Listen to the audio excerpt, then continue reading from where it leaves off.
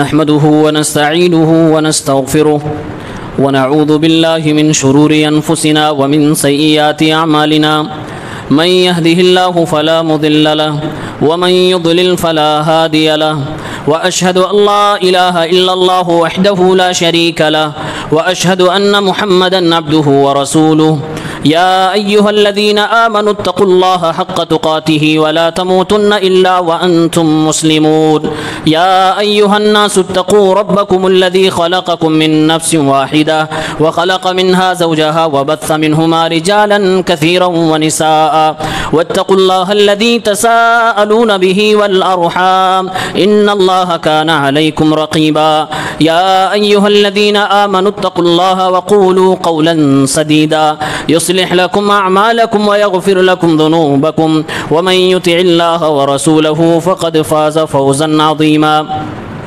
أما بعد فإن خير الحديث كتاب الله وخير الهدي هدي محمد صلى الله عليه وسلم وشر الأمور محدثاتها وكل محدثة بدعة وكل بدعة ضلالة وكل ضلالة في النار أعوذ بالله من الشيطان الرجيم بسم الله الرحمن الرحيم وعهدنا إلى إبراهيم وإسماعيل أن طهرا بيتي للطائفين والعاكفين والركع السجود. حاضرین جمعہ، اسلامی بھائیوں، نوجوان ساتھیوں، عزیز بچوں،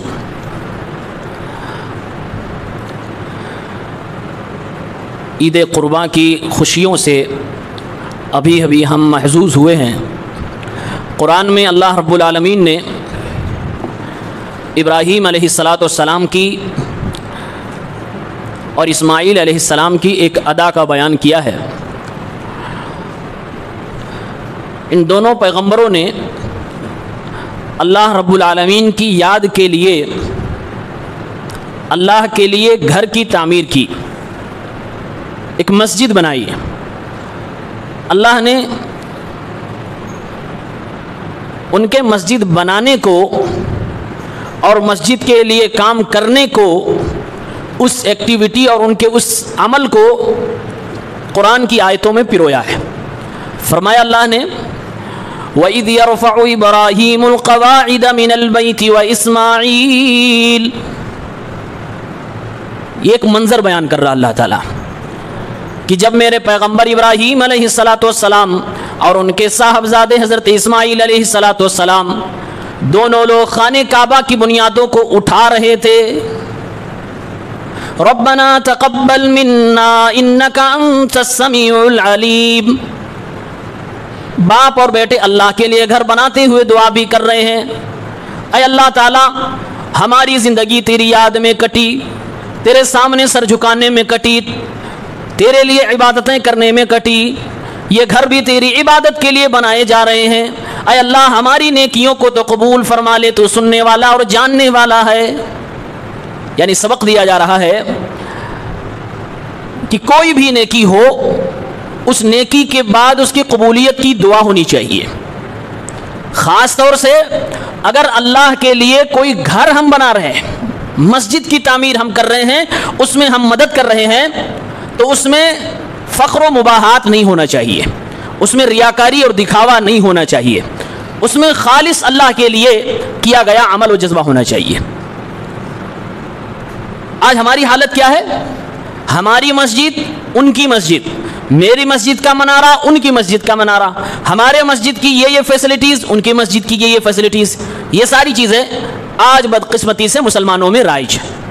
اللہ کے نبی صلی اللہ علیہ وسلم نے فرمایا تھا، سنن ابو داؤد کتاب الصلاۃ 449، اللہ کے رسول نے کہا لا تقوم الساعة حتى يتباهى الناس في المساجد، قیامت اس وقت تک قائم نہیں ہوگی جب تک کہ لوگ مسجدوں کے بارے میں ایک دوسرے پر فخر نہ کرنے لگیں۔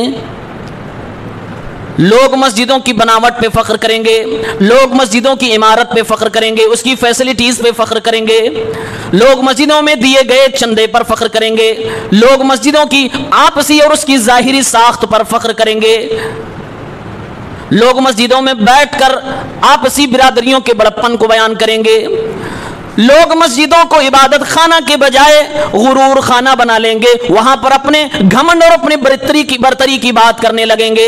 اللہ کے نبی نے فرمایا قیامت کی نشانیوں میں سے ایک نشانی یہ بھی ہے، لا تقوم الساعة حتى يتباهى الناس في المساجد، کہ لوگ مسجدوں کے معاملے میں غرور کرنے لگیں گے۔ اللہ کے نبی صلی اللہ علیہ وسلم کی یہ بات، یہ پیشین گوئی اس بات کی دلیل ہے کہ ہمارے نبی رسول تھے اللہ کی طرف سے، کیونکہ جو آپ نے اس زمانے میں فرمایا تھا آج وہ باتیں 100% صحیح ہو رہی ہیں۔ اللہ کے رسول نے ایک طرف یہ بھی بیان کیا ہے کہ اللہ کے لیے گھر بنانا، مسجد بنانا یہ کوئی معمولی کام نہیں ہے، صدقہ جاریہ کے نرالے کاموں میں سے ایک بہترین کام ہے۔ صحیح بخاری کتاب الصلاۃ 450 نمبر میں اللہ کے نبی نے فرمایا من بنا بیتن للہ، من بنا مسجدا للہ بنا اللہ بیتا لہ فی الجنہ، جس نے اللہ کے لیے ایک مسجد بنا ڈالی اللہ تعالیٰ اس بندے کے لیے جنت کے اندر ایک گھر بنا دیتا ہے۔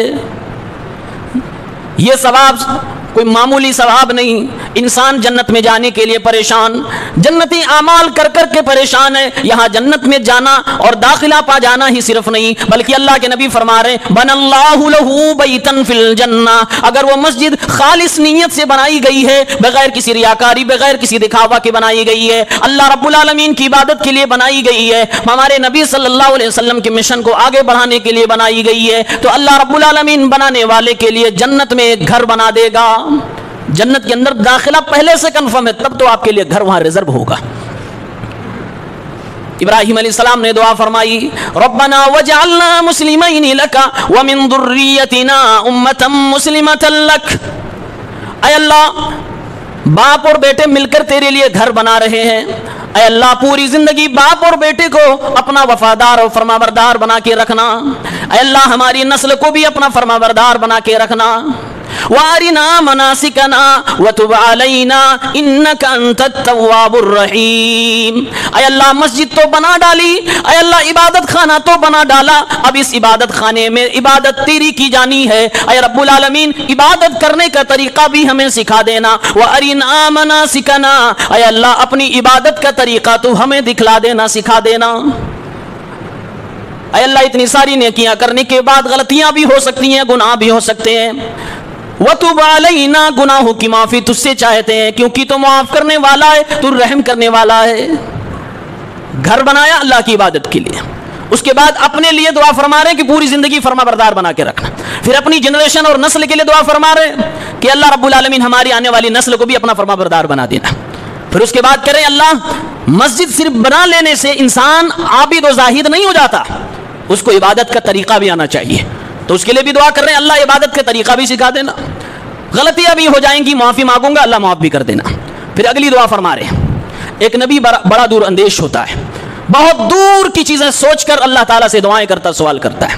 ابراہیم علیہ السلام دعا فرما رہے ہیں ربنا وبعث فیہم رسولا منہم یتلو علیہم آیاتک، اے میرے اللہ یہ گھر بنا رہا ہوں، اے میرے پروردگار میں گھر تیری عبادت کے لیے بنا رہا ہوں، اس گھر کو قیامت تک تو آباد رکھنا۔ گھر آباد کیسے ہوتے ہیں؟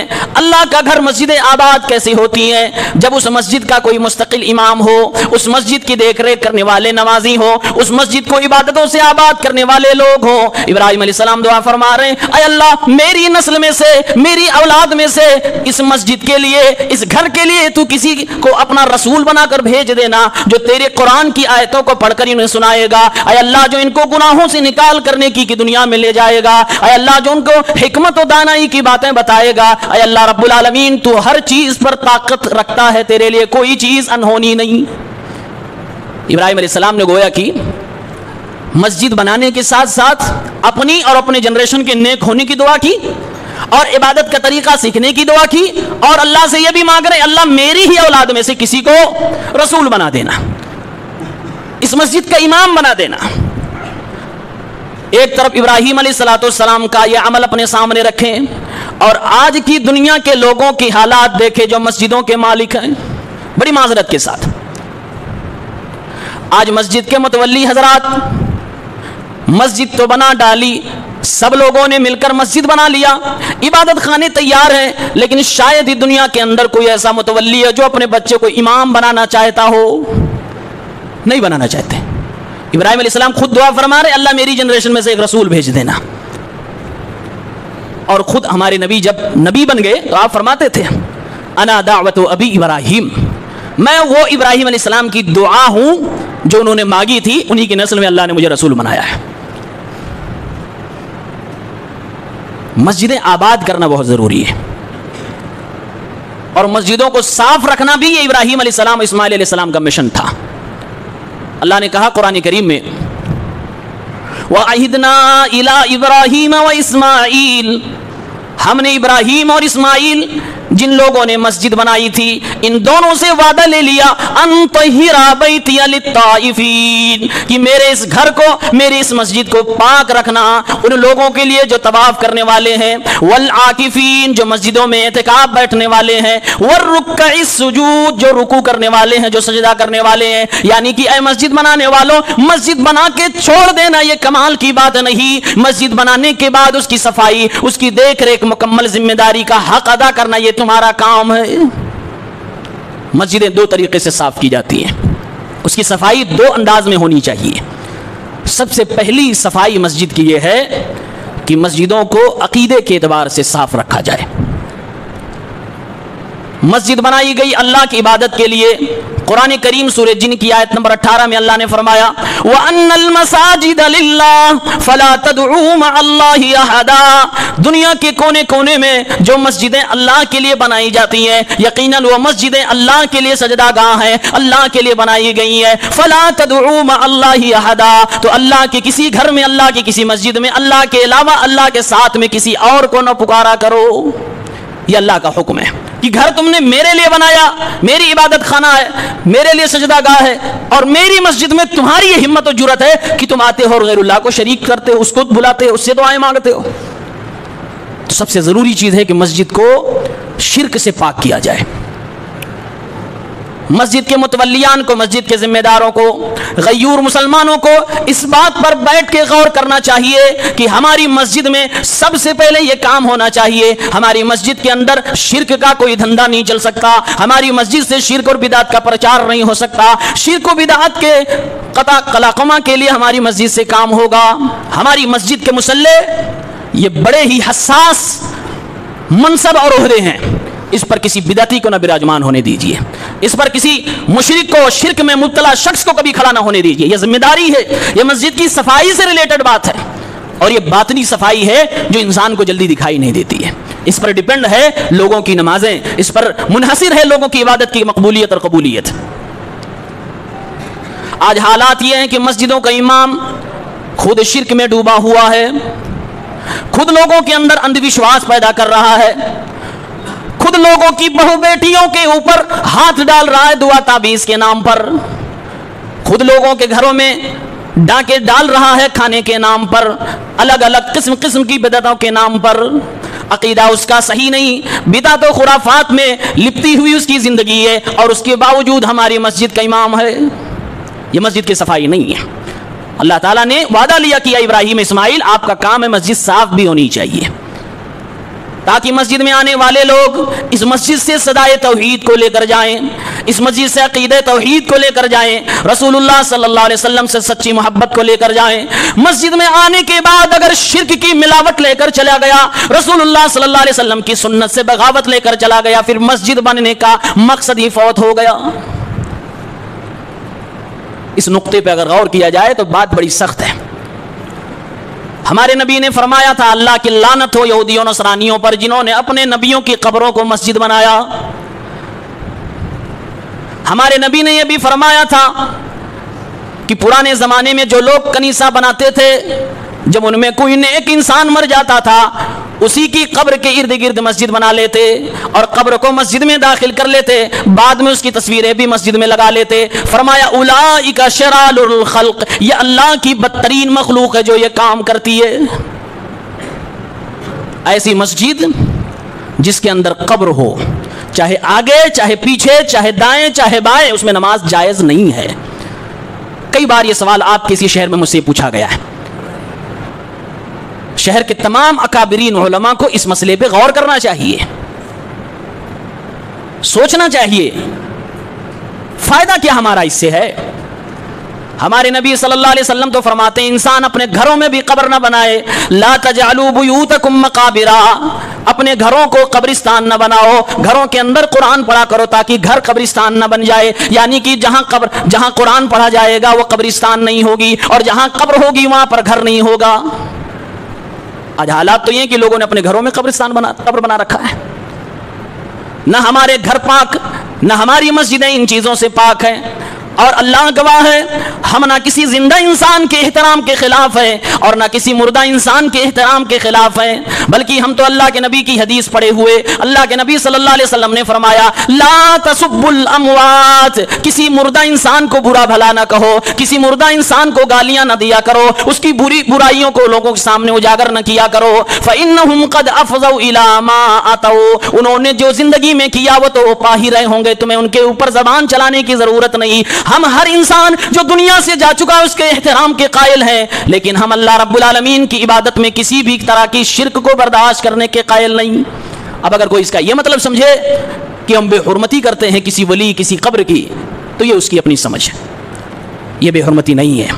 اسی لیے جب اللہ کے نبی نے مکہ کو فتح کیا، خانہ کعبہ میں اللہ کے نبی جانے لگے، تو آپ صلی اللہ علیہ وسلم کے پاس جو ایک چھڑی تھی، آپ نے خانہ کعبہ کی صحن میں اس کے اندر جو بت رکھے ہوئے تھے آپ نے گرانا شروع کر دیا، اور آپ نے قرآن کی آیت پڑھی جاء الحق وزهق الباطل، حق آ گیا باطل مٹ جائے گا.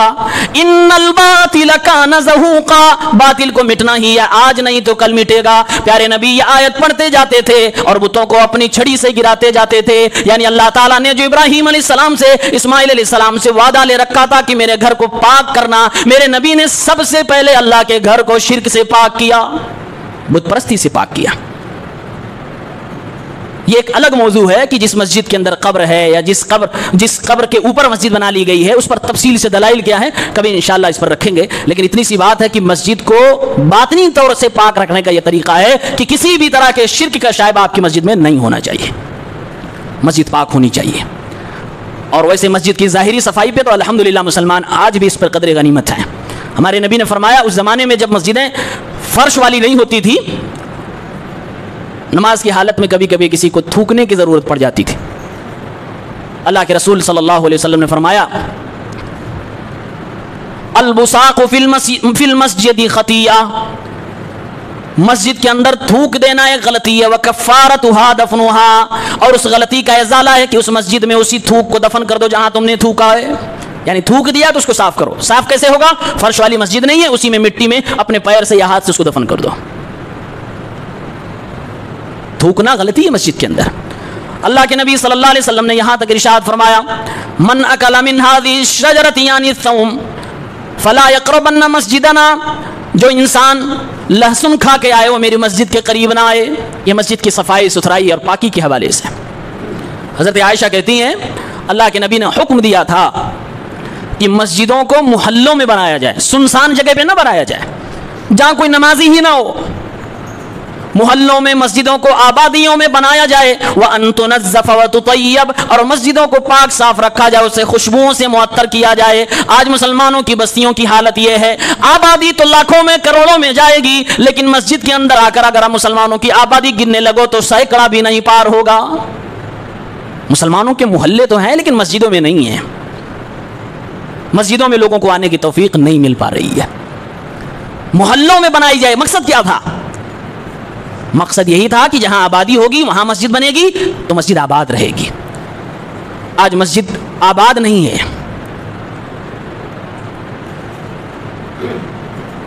لوگ مسجدوں کا ٹوائلٹ تو استعمال کر لیتے ہیں، استنجا خانہ تو استعمال کر لیتے ہیں، لیکن نماز نہیں پڑھتے. ایسے لوگوں کو شرم بھی آنی چاہیے کہ کل قیامت کے دن اگر اللہ کے دربار میں سوال ہو جائے مسجد گیا تھا کبھی؟ دروازے سے تو انٹر ہوا تھا، کس لیے؟ پیشاب پیخانہ کر کے بھاگ آیا تھا. کتنا بدترین عمل ہے. یہ بنایا گیا ہے کن لوگوں کے لیے؟ جو طہارت حاصل کر کے اللہ کے گھر میں نماز پڑھنے آتے ہیں. اگر باہر بنایا گیا اور پھر انتظامیہ کی طرف سے اجازت ہے کہ پبلک یوز کر سکتی، یوز کرو، کوئی مسئلہ نہیں. لیکن اگر اندر ہے تو یہ آپ کی جرت ہے. اگر امام صاحب مؤذن صاحب نہ بولیں تو کم سے کم اللہ کے گھر کا ادب تو ہونا چاہیے. ہو سکتا ہے ان کی کوئی مصلحت ہو، وہ آپ کی خیر خواہی اور آپ کی ضمیر پہ نظر رکھے ہوں کہ آج نہیں کل ہو سکتا ہے یہ استنجا کرنے آئے تو وضو بنا کے نماز بھی پڑھ لے. کیا پتا آپ سالوں سے یہ کام کر رہے ہیں کہ پیشاب کر کے بھاگ جا رہے ہیں، اور وہ بھی کھڑے کھڑے دیکھ لیا کہ کوئی دیکھ رہا تو استنجا کر لیا ورنہ نکل لیا. اللہ ایسے لوگوں کو ہدایت دے. مسجدیں بنائی جائیں، آبادیوں میں بنائی جائے اور آباد کی جائیں، اس کو صاف رکھا جائے اور مسجد کو آباد رکھا جائے. آباد رکھنے کا طریقہ یہ ہے کہ اس کو عبادت سے آباد رکھا جائے. ہمارے نبی صلی اللہ علیہ وسلم نے ارشاد فرمایا ان بین الرجل و بین الکفر والشرک ترک الصلاۃ. ایک انسان، ایک مرد، ایک مسلمان اور کفر و شرک کے درمیان جو چیز فاصلہ رکھتی ہے وہ نماز ہے. یعنی انسان نماز پڑھنا شروع کر دیا سمجھو اسلام کے دائرے میں ہے، انسان نماز بھی پڑھنا بند کر دے اس کے بارے میں کیسے کہا جائے کہ یہ مسلمان ہے؟ اللہ کے نبی صلی اللہ علیہ وسلم ارشاد فرماتے ہیں لیس صلاۃ اثقل علی المنافقین من الفجر والعشاء. 5 وقت کی نمازوں میں سے 2 نمازیں ایسی ہیں جو منافقوں کے اوپر بہت بھاری گزرتی ہیں. ایک فجر کی نماز ہے اور ایک عشاء کی نماز ہے. اور اللہ کے نبی یہ بات کہنے کے بعد ارشاد فرماتے ہیں لو یعلمون ما فیہما، اگر ان منافقوں کو بھی معلوم ہو جائے کہ فجر کی نماز کی اہمیت اور برکت کیا ہے، عشاء کی نماز کی اہمیت کیا ہے، لاتوہما ولو حبوا، تو عشاء اور فجر کی نماز مسجد میں پڑھنے کے لیے آئیں گے، چاہے اپنے سرین کے بل گھسیٹتے ہوئے آئے، پیر بھی ٹوٹ جائے، پیر بھی مفلوج ہو جائے، پھر بھی یہ لڑکتے ہوئے پھسلتے ہوئے سرون کے بل چلتے ہوئے مسجد آئیں گے، لیکن نماز عشاء اور فجر کی نہیں چھوڑیں گے اگر معلوم ہو جائے کہ یہ اس میں ثواب کتنا ہے. آج حالات دیکھو اپنے. پیارے پیغمبر فرما رہے ہیں مجھ محمد کا ارادہ بن رہا ہے، منافقوں کے رویے سے میرا دل اتنا پریشان ہے، میں سوچ رہا ہوں ان منافقوں کو کسی روز سبق سکھاؤں اور مسجد میں اذان دینے کے لیے مؤذن کو حکم دوں، اذان دے دی جائے، نماز کھڑی کر دی جائے، میں اپنے چند صحابہ کے ساتھ مدینے کی گلیوں میں سیر لگاؤں، عشاء کی نماز میں جا کر لوگوں کو دیکھوں کون ایسا منافق ہے، کون ایسا کلمہ کو مسلمان ہے جو اذان ہو جانے کے بعد عشاء کی نماز پڑھنے کے لیے مسجد میں نہیں آ رہا ہے. اللہ کے رسول صلی اللہ علیہ وسلم فرماتے ہیں فَوْحَرِّقَ عَلَىٰ مَنْ لَا يَخْرُجُ إِلَى الصَّلَاةِ بَعْدُ. اذان ہو گئی، کان میں آواز بھی آ گئی، پھر بھی مسجد میں نماز کے لیے نہیں آیا، میں اس انسان کو اس کے گھر سمیت آگ جلا دوں، آگ لگا دوں. آج بھی یہ حدیثیں صحیح بخاری کے اندر کتاب الاذان میں 657 میں لکھی ہوئی ہے. اتنا ٹھوس فیصلہ میرے رسول کا، نبی رحمت کا، امت کو جھجوڑنے کے لیے کافی ہے، لیکن امت اپنی زبوں حالی پر اپنی دنیا میں مست ہے. اللہ کے نبی نے یہاں تک فرمایا ہے، صحیح بخاری کتاب الاذان 660 میں ہے کل قیامت کے دن جب سورج انسان کے سر کے قریب ہوگا، کوئی سایہ نہ ہوگا سوائے اللہ رب العالمین کے عرش کے سائے کے. ایک ایسا نیک انسان جس کو اللہ تعالیٰ سایہ عطا فرمائے گا، رجل قلبہ معلق بالمساجد، ایسا مرد، ایسا انسان، ایسا مسلمان جو ایک نماز پڑھ کے گیا، دوسری نماز کے لیے اس کے دل میں یہ چیز سوال پیدا ہو رہی ہے ابھی چند گھنٹوں کے بعد دوسری نماز کا وقت ہو جائے گا، پھر نماز پڑھنے کے لیے ہمیں مسجد آنا ہے. ایک پڑھ کے جاتا ہے، دوسری مسجد کے لیے اس کا دل، دوسری نماز کے لیے اس کا دل لگا رہتا ہے. اللہ کے نبی فرماتے ہیں گویا کہ یہ بندہ 24 گھنٹہ اللہ کی عبادت میں لگا ہوا ہے. ایسے انسان کا دل اللہ کی مسجد سے لٹکا ہوا ہے. وَرَجُلٌ قَلْبُهُ مُعَلَّقٌ بِالْمَسَاجِدِ، ایسے انسان کو کل قیامت کے دن اللہ کے عرش کے سائے میں جگہ دی جائے گی. اب ذرا پریکٹیکل اپنی زندگی میں دیکھیے، ظہر آپ نے پڑھی، اپنے کاروبار میں آپ مست ہو گئے. اب اگر آپ پکے نمازی ہیں تو آپ کو احساس ہوگا اتنے بجے ابھی عصر کی اذان ہوگی، تو گویا کہ ظہر سے لے کے عصر تک مسلسل آپ عبادت سے کنیکٹ ہے، مسجد سے جڑے ہوئے ہیں. عشاء کی نماز پڑھنے کے لیے آپ مسجد آئے، پڑھ کر گئے، بستر پہ گئے، آپ کا دل کر رہا ہے موبائل چلائیں، آپ کا دل کر رہا ہے ٹی وی کو آن کر کے دیکھیں، آپ کا دل کر رہا لاؤ کسی سے گپ شپ کریں، آپ کا دل کر رہا لاؤ چوراہے پہ سیر کرنے کے لیے جائیں، لیکن پھر دل میں خیال آ رہا ہے یا اللہ بھی فجر کی نماز بھی جماعت سے پڑھنی ہے، اس لیے آپ جلدی جلدی سونے کی کوشش کر رہے ہیں، انتظام کر رہے ہیں کہیں فجر چھوٹنے نہ پائے اللہ کی. آپ اللہ کی قسم ہے آپ سوئے بھی ہوں گے تب بھی آپ کی پوری رات اللہ کی عبادت میں ہوگی. آپ سو بھی گئے پھر بھی آپ کی ایکٹیویٹی بتا رہی کہ آپ اللہ سے جڑے ہوئے، اللہ کے گھر سے جڑے ہوئے ہیں. یہ عمل چھوٹا نہیں ہے جس کے بدلے میں اللہ فرما رہا ہے عرش کے سائے کے نیچے تمہیں جگہ دوں گا. بہت بڑا عمل ہے، اور اس کو اگر اپنی زندگی میں تجربہ کریں گے تو آپ کو لگے گا حقیقت میں آسان بھی نہیں ہے کہ آپ ظہر پڑھ کے جائیں عصر کے لیے پریشان ہوں.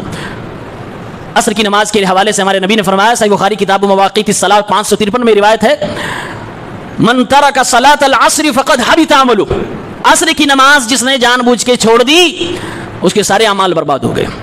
اور صحیح مسلم کی روایت میں اللہ کے رسول نے فرمایا الذی تفوتہ صلاۃ العصر فقد اثر مالہ واہلہ، جس انسان کی عصر کی نماز جان بوجھ کر چھوٹ جائے وہ چھوڑ دے. تو اس انسان کو تو اتنا غم کرنا چاہیے، اتنا اس کو خوف کھانا چاہیے کہ جیسے اس کے مال اور اولاد سب کے سب اس سے چھین لیے گئے. جس طریقے سے ایک مسلمان کے سارے مال برباد کر دیے جائیں، سب کچھ اللہ کی راہ میں لٹا دے یا سب کچھ چور لے کر بھاگ جائیں، تہس نہس ہو جائے، دیوالیہ نکل جائے، جو غم وہاں ہونا چاہیے اس سے زیادہ غم ایک مسلمان کو عصر کی نماز جان بوجھ کر چھوڑ دینے پر ہونا چاہیے. ایک مسلمان کو جیسے اپنے ماں باپ کے انتقال ہو جانے پر غم ہوتا ہے، اپنی بیوی بچوں کی وفات پا جانے پر غم ہوتا ہے، اس سے زیادہ غم ہونا چاہیے کہ انسان اپنی عصر کی نماز کو چھوڑ دیا تو افسوس کرے. اللہ کے نبی فرماتے جس نے عصر کی نماز چھوڑ دی گویا کہ ایسے اس کی حالت ہو گئی جیسے اس کا مال بھی برباد ہو گیا، اس کے اہل و عیال بھی برباد ہو گئے، اعمال بھی برباد ہو گئے. یہی وہ نماز ہے جس نماز کے حوالے سے اللہ کے نبی صلی اللہ علیہ وسلم کو دشمنوں نے جنگ میں مبتلا کر رکھا اور عصر کی نماز آپ صلی اللہ علیہ وسلم کی فوت ہو گئی. پیارے پیغمبر صلی اللہ علیہ وسلم نے بد دعا فرما دی، اے اللہ تعالیٰ ان کی قبروں کو آگ سے بھر دے، ان کی وجہ سے میری عصر کی نماز فوت ہو گئی. بڑی پیاری نماز ہے. کوئی 5 وقت کی جو نمازیں ہیں کتنا بڑا ثواب ہے، 5 پڑھیں گے 50 کا ثواب ملنے والا ہے، کتنا بڑا آفر ہے. اور ہم یہ نمازیں مس کر جاتے ہیں. نبی فرما رہے ہیں فجر اور عشاء یہ منافقوں پر بہت بھاری ہوتا ہے، اور عصر کی جو چھوڑ دے اپنے آل اولاد کو تو سمجھو کوئی کھو چکا ہے. کوئی نماز ہمیں اور آپ کو نہیں چھوڑنی ہے. یہی تو نشانی ہے ایک مسلمان کی. زندگی میں کچھ بھی آپ کر رہے ہو، کیسی بھی آپ کی زندگی کی ایکٹیویٹی ہو، اللہ سے ہمیشہ جڑے رہنے کا ایک آسان طریقہ ہے اللہ کی عبادت کرنا، نماز پڑھنا. ہمارے نبی صلی اللہ علیہ وسلم نے مسجد کو آباد کرنے کے حوالے سے ارشاد فرمایا اذا دخل احدکم المسجد، جب بھی تم میں سے کوئی انسان مسجد میں آئے، فلا یجلس حتی یصلی رکعتین، 2 رکعت تحیۃ المسجد پڑھے بغیر نہ بیٹھا کرے. یہ اللہ کے نبی اس لیے فرما رہے ہیں کیونکہ یہ گھر بنایا گیا اللہ کی عبادت کے لیے ہے. اگر انسان نماز پڑھنے کے لیے آ رہا ہے تو نماز تو پڑھے گا ہی. نماز کے علاوہ دوسرے موقع پر اگر مسجد کے اندر آ رہا ہے تب بھی مسجد کا حق ہے کہ اسے 2 رکعت دیا جائے، 2 رکعت نماز پڑھی جائے، تحیۃ المسجد ادا کی جائے. اللہ کے نبی صلی اللہ علیہ وسلم نے جو مسجد مدینے کے اندر بنائی جسے مسجد نبوی کہتے ہیں، صحابہ کرام اس مسجد کا بڑا احترام کرتے تھے، اس کے آداب کو ملحوظ رکھا کرتے تھے. حضرت عمر مسجد میں تشریف فرمائے، صاحب ابن یزید کہتے ہیں میں کھڑا تھا مسجد میں، پیچھے سے مجھے کسی نے آ کر میرے پیٹھ پہ ہاتھ رکھا، تھپتھپایا. میں نے مڑ کر دیکھا تو دیکھا عمر. میں نے کہا فرمائیے حضرت عمر فاروق رضی اللہ تعالیٰ عنہ. حضرت عمر نے اشارہ کیا، کہا وہ 2 آدمی مسجد میں نظر آ رہے ہیں تمہیں؟ کہا ہاں. کہا جاؤ بلا کے لاؤ ان کو. صاحب ابن یزید رضی اللہ عنہ کہتے ہیں ان دونوں لوگوں کو بلا کر میں لے کے آیا. عمر فاروق رضی اللہ تعالیٰ عنہ کے سامنے وہ دونوں کھڑے ہو گئے. جلیل القدر صحابی حضرت عمر کے تیور سے سارے صحابہ واقف تھے. وہ دونوں لوگ مدینے کے رہنے والے نہیں تھے، طائف سے آئے ہوئے تھے. حضرت عمر رضی اللہ تعالیٰ عنہ نے فرمایا لو کنتما من اہل البلد لاوجعتکما ترفعان اصواتکم فی مسجد رسول اللہ. اگر تم دونوں طائف کے نہ ہوتے، اگر تم دونوں مدینہ کے ہوتے تو تم دونوں کو میں ضرور زخمی کر دیتا، اتنا مارتا کہ تمہاری چمڑیاں جواب دے جاتی. تمہاری یہ ہمت، یہ جرأت کہ نبی کریم کی مسجد میں تیز آواز میں تم بول رہے ہو، آواز اپنی بلند کر رہے ہو، چیخ رہے ہو، چلا رہے ہو. غلطی کیا تھی؟ آواز بلند کر کے گفتگو کر رہے تھے. عمر فاروق کا تیور دیکھیے.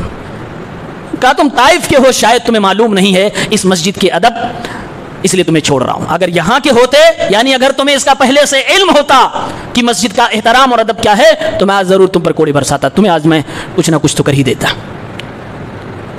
مسجد کا ادب کیا ہے؟ ایک اور حدیث سنیں، سنن ترمذی کتاب البیوع 1321. اللہ کے رسول صلی اللہ علیہ وسلم کا حکم دیکھیے. نبی کریم صلی اللہ علیہ وسلم سراپا رحمت تھے. زندگی کے ہر موڑ پر آپ نے امت کے لیے آسانی پیدا کی ہے. کسی کے ساتھ ہمارے نبی نے شدت نہیں اختیار کی ہے، ہمیشہ نرمی سے کام لیا ہے. اگر آپ صلی اللہ علیہ وسلم اپنی زندگی میں کبھی سختی اختیار کریں اور کس کام پر سختی اختیار کر رہے ہیں تو ہمیں غور کرنا چاہیے، یقیناً وہ کام بڑا جرم ہے، تبھی نبی کریم اتنا سخت اپنا ایکشن لے رہے ہیں. اللہ کے نبی نے فرمایا اذا رأيتم من ينشد ضالة في المسجد فقولوا لا ردها اللہ علیک. اے میری امت کے لوگوں، میرے صحابہ کرام، جب تم کسی بھی انسان کو دیکھو کہ مسجد میں آئے اور اعلان کرنے لگے لوگوں میرا بکرا گم ہو گیا، میری اونٹنی گم ہو گئی، میرا جانور گم ہو گیا، میری گاڑی گم ہو گئی، میرا بچہ گم ہو گیا، اور اس کے بارے میں بتانے لگے کہ اس کی یہ صفت ہے، اس کا رنگ یہ ہے، اس کی ہائٹ یہ ہے، اس کا کلر یہ ہے، اگر کوئی اس طریقے سے اپنی کسی گمشدہ چیز کے بارے میں مسجد میں آ کر اعلان کرنے لگے تو اس آدمی کو بد دعا دینا اور یہ کہنا جا اللہ رب العالمین سے دعا کرتا ہوں، بد دعا کرتا ہوں کہ اللہ تعالیٰ تیرے اس سامان کو کبھی بھی تجھ سے نہ ملائے، لا ردہ اللہ علیک، اللہ تعالیٰ تیری گمشدہ چیز کو کبھی بھی تیرے پاس نہ لائے، نہ لوٹائے. یہ بد دعا کرنے کا حکم ہمارے نبی نے دیا ہے. کس کے لیے؟ جو مسجد میں آ کر اعلان کرتے ہیں کہ میری یہ چیز گم ہو گئی، گاڑی گم ہو گئی، میرا بکرا جانور گم ہو گیا، یہ گم ہو گیا. آپ نے فرمایا فإن المساجد لم تبن لہذا، کیونکہ مسجدیں اس لیے نہیں بنائی گئی ہیں، مسجدیں اس لیے نہیں بنائی گئی ہیں. مسجدوں کے مائک سے اور مسجدوں کے ممبر سے اگر کوئی آواز گونجے گی تو صدائے توحید ہوگی، تو اذان کی کلمات ہوں گے، اللہ اکبر کی صدا ہوگی، رسول اللہ صلی اللہ علیہ وسلم کی حدیث مبارکہ ہوں گی، قرآن کی آیتیں ہوں گی. یہ دنیا کی بعض گشت مسجدوں کی مناروں سے نہیں ہونی چاہیے. اور آگے آپ نے ارشاد فرمایا وَإِذَا رَأَيْتُم مَّن يَبِيعُ أَوْ يَبْتَاعُ فِي الْمَسْجِدِ، اگر تم کسی انسان کو دیکھو دو لوگ مسجد میں بیٹھ کر کاروبار کے سلسلے میں بات کر رہے ہیں، کوئی اپنا سامان بیچنے کے لیے کچھ کہہ رہا ہے، خرید رہا ہے، یعنی کہ سامان کے خریدنے اور بیچنے کا ایگریمنٹ مسجد کے اندر ہو رہا ہے، وہاں بھی تم بد دعا دو اور کہو لا اربح اللہ تجارتک، اللہ تعالیٰ تیرے بزنس میں کبھی بھی نفع ہی نہ دے، اللہ تعالیٰ تیرے بزنس میں نقصان اور گھاٹا پیدا فرما دے. یہاں بھی آپ نے فرمایا بد دعا کرو. آپ دیکھ رہے ہیں میرے نبی کریم صلی اللہ علیہ وسلم کا ایکشن. مسجد کا ادب بہت ضروری ہے اور مسجد آباد ہونی چاہیے اللہ کی عبادت سے. نبی کریم کا مقصد یہ ہے کہ مسجد عبادت کی جگہ ہے، عبادت یہاں ہونی چاہیے، دنیا داری نہیں، کاروبار نہیں، میں بڑا وہ چھوٹا، تو بڑا میں چھوٹا، یہ سب نہیں. مسجد اللہ کے ذکر کے لیے، اللہ کی یاد کے لیے بنائی جاتی ہے، اس لیے مسجد آباد ہونی چاہیے. ابراہیم علیہ السلام کی زندگی کا ایک پہلو یہ بھی تھا کہ مسجدوں سے جڑی ہوئی یہ شخصیت تھی. ابراہیم اور اسماعیل دونوں نے خانہ کعبہ کو بنانے میں لیبر کا کام کیا ہے، اور اللہ نے اس ادا کو اتنا پسند کیا ہے کہ قرآن کی آیتوں میں اتار کر قیامت تک کے لیے اس کو زندہ کر دیا ہے. آج ہمیں شرم آتی ہے مسجد کے صفائی میں، مسجد کے لیے کام کرنے میں، مسجد کے لیے ڈونیٹ کرنے میں، مسجد کے لیے دینے میں.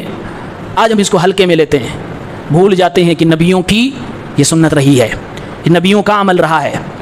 مسجد سے ہمارے سماج اور معاشرے کی اصلاح کیسے ہو سکتی ہے، کیسے کام ہو سکتے ہیں، انشاءاللہ کبھی آئندہ خطبے میں. اللہ تعالیٰ سے دعا ہے پروردگار عالم ہم سب کو عبادت سے جوڑ دے، اللہ کے عبادت خانوں سے جوڑ دے، مسجدوں سے ہمیں اور آپ کو جوڑ دے، ہمارے دلوں کو اللہ کے ذکر سے مالا مال فرما دے، ہمیں اطمینان اور سکون عطا فرما دے.